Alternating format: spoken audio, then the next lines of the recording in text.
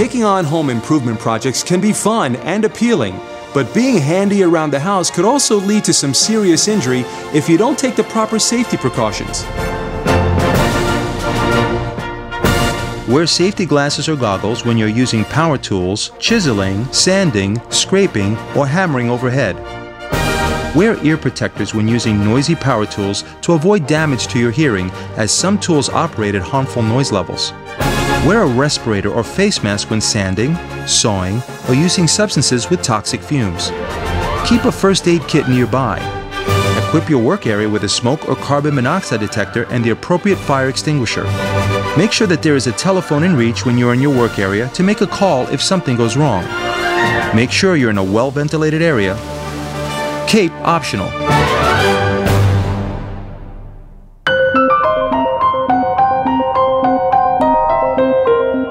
Emergency safety depends on proper planning.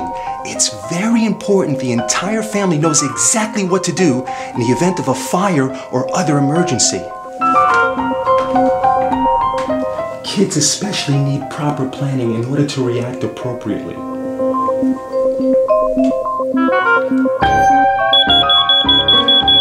Evacuation plans aren't just for fires. They're good for any emergency. Right, girls? First, plan your escape. Have a drawn-out map of an escape route from every room in your home. Practice. The United States Fire Administration recommends practicing fire drills in the home at least once a month. Stay low. Hot air rises and the hot air from the fire takes smoke with it. Keep to your hands and knees. If someone in your home has a physical challenge or limitation, be sure to meet their needs with an evacuation plan of their own. Finally, meet up. Have a spot picked out where everyone knows to meet.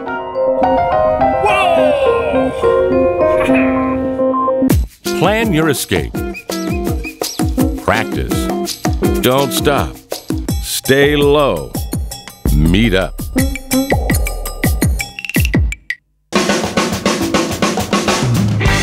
There are 4 different categories of fire extinguishers depending upon the type of fire. Check the label to make sure you're using the right one. Hold the pin at the top of the extinguisher. Aim at the base of the fire, not the flames. Squeeze the lever slowly. Sweep from side to side. Start from a safe distance, several feet away, and then move towards the fire once it starts to diminish.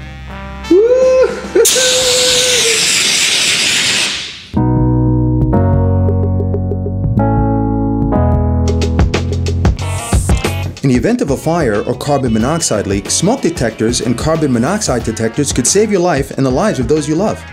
Place smoke alarms on the ceiling in each bedroom and hallway, the kitchen and the laundry room, and your CO detectors in every hallway and high traffic areas. Check alarm batteries every month and replace them whenever you change your clocks for daylight savings time. Contact your local fire department for assistance on where to put each detector.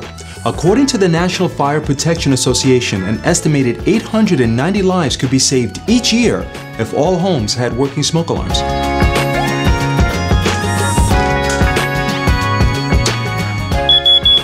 Yeah, it works.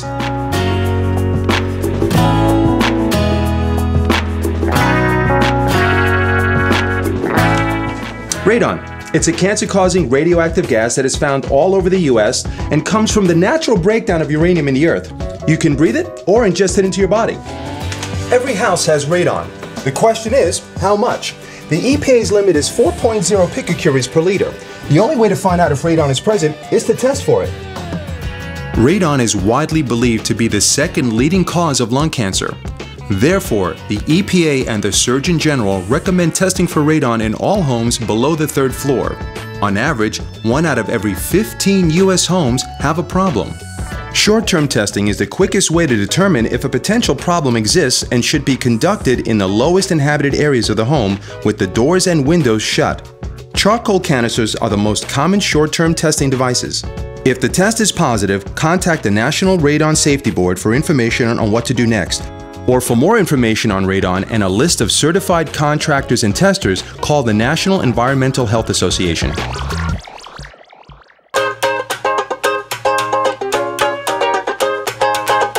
When putting an emergency kit together, there are 6 basic things that you should stock up in your home.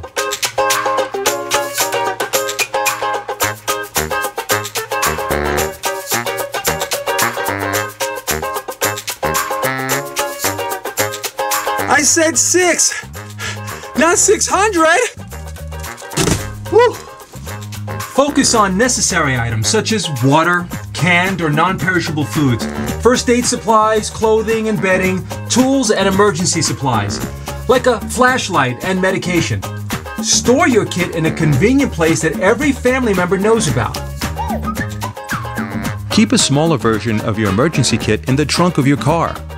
Store items in airtight plastic bags. Change your stored food and water supply every 6 months. Remember to take note of expiration dates on medication and replace as needed. And rethink your kit and family needs at least once a year. Not only will you be prepared if an emergency would arise, but you'll also feel safe knowing that you have all your essentials on hand. Always keep emergency numbers available next to the telephone or stored in your cell phone. Make sure it's in a place known to all family members. To be prepared for an emergency, make a house fire evacuation plan. Review how to use a fire extinguisher. Install smoke and CO detectors. Test for radon in your home. Put together an emergency kit and always have emergency numbers handy. To find out more information about these and other projects, please visit www.homesafetycouncil.org.